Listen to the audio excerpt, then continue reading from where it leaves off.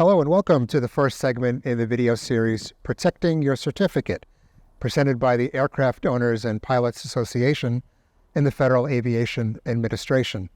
This series covers important information that pilots and aircraft owners need to know and understand when it comes to flying passengers and property safely and legally.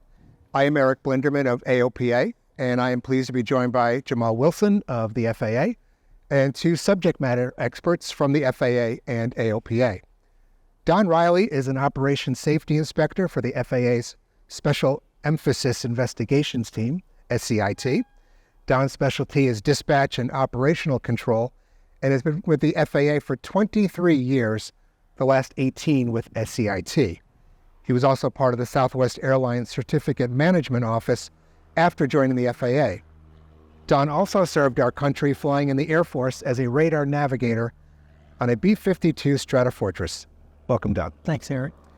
Ian Arndt is an in-house attorney and the legal lead for the AOPA Legal Services Plan.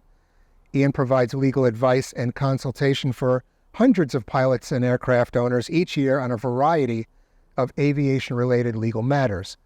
In addition, Ian authors a bi-monthly article in AOPA Pilot Magazine, and it should be noted that Ian is an active pilot and an owner, a proud owner I should add, of a 1947 Piper PA-12 Super Cruiser. Very proud owner. Thank you for having me. Thanks, Ian. This first segment is about cost sharing. While pilots, especially those going through their private training and those that have their private certificate, understand that some operating expenses may be reimbursed with a flight with passengers, the issue goes much deeper. Many factors play into whether a flight is merely taking off with a friend or a coworker on a trip or compensation for hire. Today we'll discuss this issue and the nuances you need to know before you take off. For each of these videos, we'll begin with a question or situation that a pilot posed or brought to the attention of the AOPA Pilot Information Center so that we can guide and ground our discussion in a real-world issue.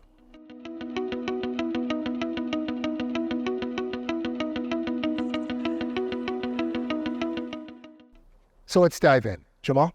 Absolutely, Eric.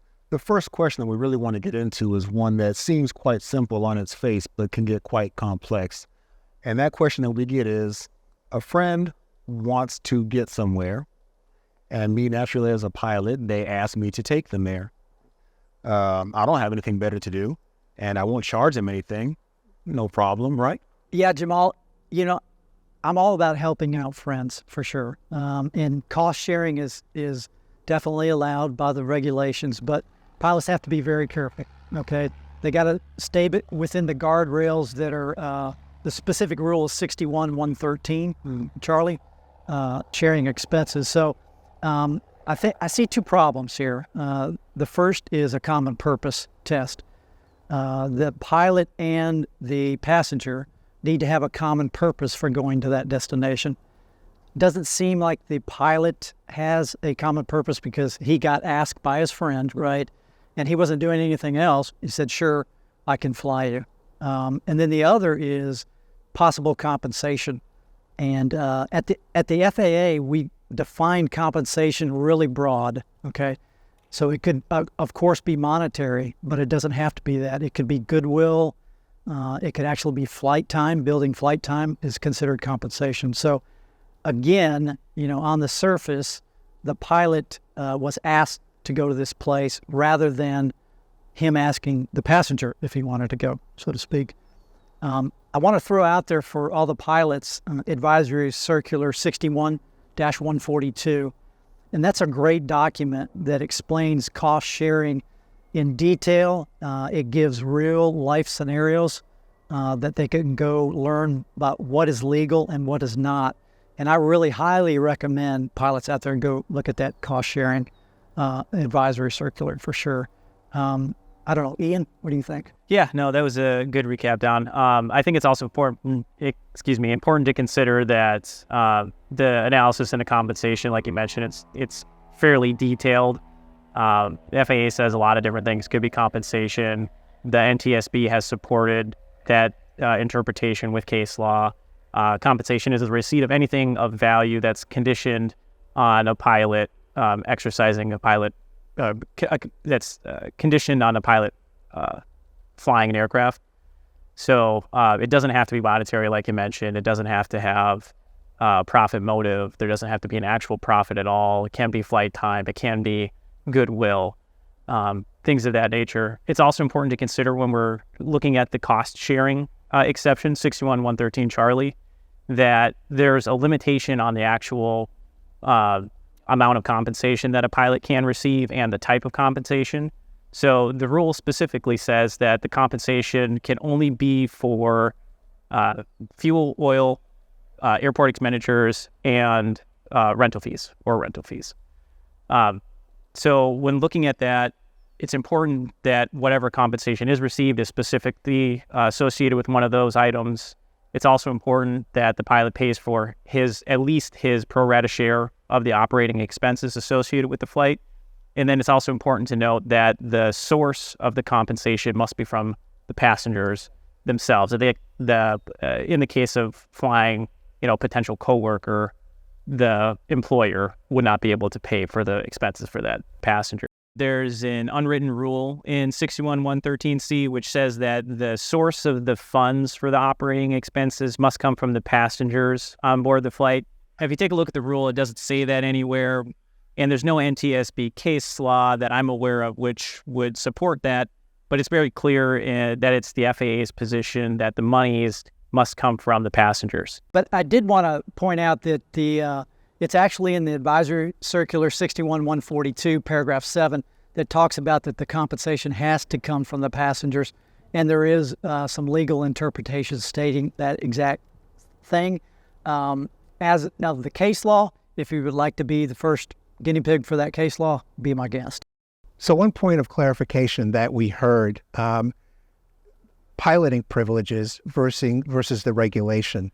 There are some who are a commercial pilot who have their commercial certificate, commercial rating, who may say, well, I have my commercial rating. Can't I fly somebody for hire? How does the piloting, the requirements and allowabilities play into that? Well, pilots sometimes misunderstand their certification and privileges rule under 61 and the operational rules that the flight might be operated under. For example, you're right, a commercial pilot, he can make a living flying an airplane. He can get paid to fly that airplane. But what he can't do is carry passengers or property for compensation or hire. That would more than likely be under a Part 135 operational rule. And if he's not qualified to do that, then he could get into trouble. So that's a really good point. Let's ask a second question that we heard from pilots. Somebody asked, a friend of mine called me and said that a family member is having a severe medical emergency and needs to get to a hospital out of town to see her. She asked that I fly her. She's not asking for any money. I'm not going to ask for any reimbursement. Can I do this? Ian? So thanks, Eric. This one is very similar to our last question in that the relevant exception in play is the 61113 Charlie, cost sharing, and we have the same analysis, really. First, is there a common purpose? And I phrase this as a bona fide common purpose, as has been used in certain cases. But the existence of a bona fide common purpose really depends on the pilot being responsible for choosing the destination. Now, when we look at the analysis itself, a pilot and a passenger don't have to have the same exact reason for going to a particular destination, but they have to have, but they each need an actual legitimate purpose for going there. Just as a quick example, if your passengers are going to a baseball game in a certain city and you as a pilot have a reason for going to that airport also, as an example, you're going to an FBO with a renowned mechanic to do an inspection on your aircraft, and if that's scheduled, that's a common purpose. So in this example that you share, where there's a medical emergency and the pilot appears to be only flying because of the requests of a third person, not technically the passenger in this circumstance, but somebody else other than the pilot is the one that's choosing the destination and the purpose for the flight, there probably would not be a bona fide common purpose. And that really ends the analysis there as far as whether or not this would meet that exception. Now, which would mean that any compensation received would be for transportation of passengers for compensation or higher, which would run afoul of the rules. Now, of course, in this particular situation, we can also look into whether compensation actually exists, which, as we discussed previously, the FAA defines very, very broadly anything of value conditioned on the piloting of an aircraft. So even if, in this occasion, the pilot is not accepting any money and but is going to be logging it for flight time, the question boils down to, would the pilot have conducted the flight in the absence of the ability to log it as flight time, in the absence of any sort of goodwill or anything of that nature? Do you think anything to add, Don? Well, you did a pretty good job of explaining it. We're talking about common purpose a lot, and it is really misunderstood a lot too. And, a common destination might be a better way to look at it. If the pilot's going to Las Vegas for a football game and the passenger's going for a conference, okay, it's not the exact same purpose like Ian said, but they both need to go to that destination. So if the pilot is only flying that flight to transport the passenger, then there's probably going to be an issue with that, and they need to be very careful. So, common purpose versus common destination is an interesting topic, and it leads to the third question we heard. Pilot called us and said that she was going to a trade conference in Miami, and some of her friends said, "Oh, we'd like to go to a ball game that day. Can we go? We'll share the allowable expenses, or we won't share any expenses." There was a common destination. It wasn't a common purpose, but there was a common destination to go to Miami. Can she take those passengers? Again, you got to look at a couple of different things. If there's a common purpose, okay, and then again we go to the second test. Really, is the compensation of what is occurring there. If they're going to share expenses, and there is a common purpose, and again they have to share the expenses by the rule, right? They have to pay their pro rata share, both the pilot and the passengers, right? Then it's probably going to be okay. But they've got to follow those guidelines under 61.113C. So what you're saying is that in the common purpose, they're both aiming to go to Miami for different reasons, but they want to do the same thing. Right. It does not have to be the exact same reason they're going to Miami, just that the pilot was going to go, the passengers are riding along to share those expenses. Right. So to drill down a little bit further, just so folks can kind of understand a little bit more clarity. If I'm going to the beach and in a conversation with my friend, I tell them I'm flying to the beach, and they say, "Oh, I would like to go to the beach also."